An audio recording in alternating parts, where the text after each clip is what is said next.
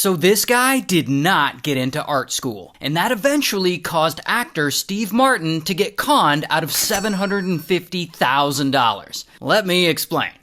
Now the guy, let's call him Lil Mustache Man. And Lil Mustache Man really wants to go to art school, and he applies twice. But unfortunately for him, the school is like, nah bro, and he doesn't get in, because he's not very good. But 25 years later, he's Chancellor of Germany. Yet he still considers himself a connoisseur of the arts, and he's still allegedly a bit salty about getting rejected from art school all those years ago. And as he directs his military to invade other countries around Europe in World War II, he also has them loot museums and raid art collections and steal all the art pieces. And they become notorious for this. It's estimated his goons took over 600,000 pieces of art during this time. By some estimates, they took nearly 20% of all the art in Europe. And some of it they keep and some of it they destroy, but to this day, a lot of that art has never been recovered. Now,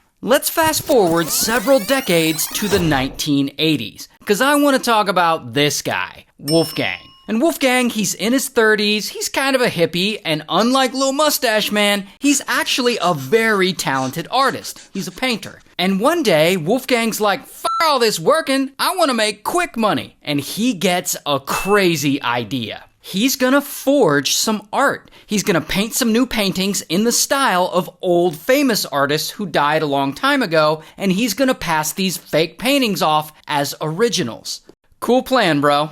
And so he does this. He makes these fake paintings and passes them off as old masterpieces. And surprisingly, it works. And he sells them to people, he sells them to art galleries, and pretty quickly he starts to make good money from this, like hundreds of thousands of euros. Then, in 1993, everything changes for him, because he meets this woman, Helene. And he and Helene, they fall in love, and eventually they get married. And not only is Helene okay with her new husband being a con artist, art forger, but she's like, "Let me help you out!" And she becomes his partner in this scam. And together, Wolfgang and Helene and some other acquaintances of theirs, they really start to perfect this whole thing. They make sure the canvases they're painting on are from the right period, that the paint is from the right period. He even builds an oven and cooks his paintings to make them seem cracked and old. And then they approach art dealers and auction houses and they sell them. And when the art dealers are like, "Hang on a second, where the hell did you get all these priceless, long-lost paintings from?" Wolfgang tells them some complicated story about how they had inherited all these works from their art collector grandparents, and that they had originally been looted by Lil Mustache Man's military back in World War II, and that they were just recently recovered.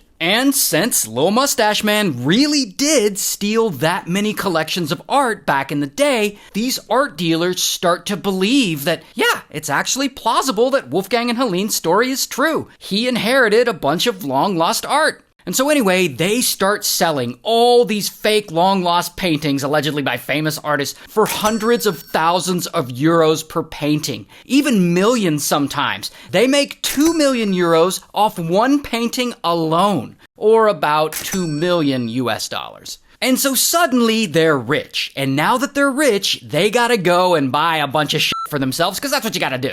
And they buy a big mansion in Germany and a villa in South France. They're traveling around to all kinds of places, chilling on yachts. They apparently dress all high class now, and Wolfgang's driving a pimp-ass Jaguar. And so this scam goes on for years. Wolfgang will make a fake long-lost painting in the style of a well-known dead artist, and they'll claim it's authentic and sell it for a ton of money. And yes, there are actually skeptics. There are authenticators and people in the art world who start to doubt them. No way you have all these old originals. And they really start to push them on the authenticity of these. And of course, Wolfgang's like, "Nah, these paintings have been in Helene's family for years. We have really old photographs of Helene's grandmother standing next to them." And so to squash these accusations, Wolfgang and Helene will dress Helene up in vintage clothes and take a photograph of her with some of these paintings in the background. But they'll make the photograph look vintage too. And they'll show it to the authenticators "Look, here's a really old picture of Helene's grandma in front of the paintings." This, what you're looking at, is actually a photograph that they faked. The shit is wild. And so they get not just people to believe them, but like art authenticators to believe them, and experts believe them. They have everyone fooled. Let me needless to say, this plan is working. And at this time, in the early 2000s, it's estimated that Wolfgang and Helene and their accomplices have profited over $100 million from this scam. $100 million from fake paintings. And to make it worse, it seems like no one is going to catch them. Until Wolfgang screws everything up by using the wrong color. Because one day in 2006, he's painting one of his fake-ass paintings, and he runs out of the color white. No big deal, he'll just make some more, because he usually mixes a lot of his own colors. But on this particular day, this one time, I don't know if he's running late or if he's just feeling lazy on this day, but instead of mixing his own white, he goes to the store and buys a tube of white that has titanium in it, or titanium white. And he uses that to finish his painting. Then, after he finishes, he and his crew sell it to a trading company. And they tell him that it's by this famous dead painter, it was painted back in 1914, and that it's all legit. And they sell this fake 1914 painting for 2.8 million euros, or about $3 million US.